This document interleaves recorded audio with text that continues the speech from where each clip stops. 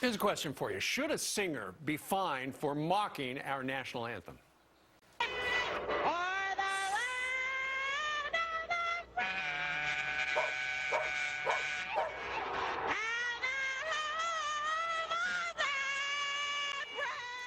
I need a lozenge listening to that. Well, one Indiana state senator wants you to pay a price for singing any slip-ups, but is that going too far? Comedian Brad Stine joins us this morning from the great city of Nashville. Good morning to you. Good morning, Steve. Happy New Year. It is 2012. This is a big year for America, so buckle up, Steve. This is going to be quite an adventure. It is indeed. And let's start with what we're talking about right here at hand, Brad, and that is an Indiana state senator by the name of Vanetta Becker says this. Yes. Quote, yes. Singing our national anthem is often a sign of gratitude to those who have served our country. A tradition I think should be preserved. And so what the state senator is suggesting, that if somebody really messes up the national anthem in a way that is inappropriate or unacceptable, they should be fined $25.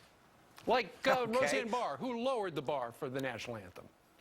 Well, she sure did. I mean, I believe that what she was doing was singing songs that even the Geneva Convention was said illegal. So I love that. I also love the fact that the woman that's doing this, Steve, is a Hoosier. I'm a Hoosier. Okay, do you know what Hoosier means? No, you don't. You know why? Because we don't know what it means. You understand? We have a collective nickname called Hoosiers. It could be an Indian word that means mule with head stuck in log. We wouldn't care. You know why? Because it's our tradition, and we honor it. And the national anthem is a tradition that should be honored. That's all I'm saying. There was even a Canadian woman that did that. You know what she did?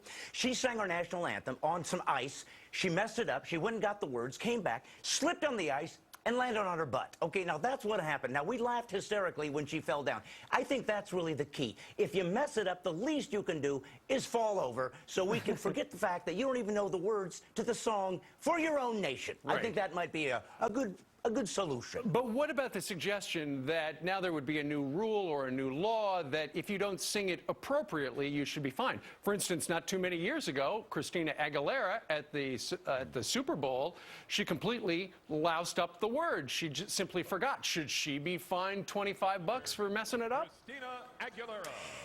Well, I believe that there's a difference between mocking it and messing it up. I really think that maybe we do need to make a distinction there, because the First Amendment says that it's free speech, but, you know, when you bring a melody involved, now suddenly you have a song. So should you be fined? I don't know, but I'll tell you this, what I'm really tired of are the people that use the First Amendment to mark our country, and they don't care about it, and then they try to pretend like they're making some kind of big statement. Listen, the left uses this thing called sensitivity training when we mock their values. I think the right should have a sensibility training where you have to honor everything that's great about America. And by the way, if you're going to mock our songs, you should take it on tour. Go ahead and mock our song. Then you have to go to North Korea and mock their song. Then you get to go to Iran and mock their song. Then when you come back, if you have any limbs left or a larynx, perhaps then you'll understand why we shouldn't have to fine you $25 because you're going to honor our song because this is the greatest nation on earth. Perhaps we should just let them go sing other people's songs,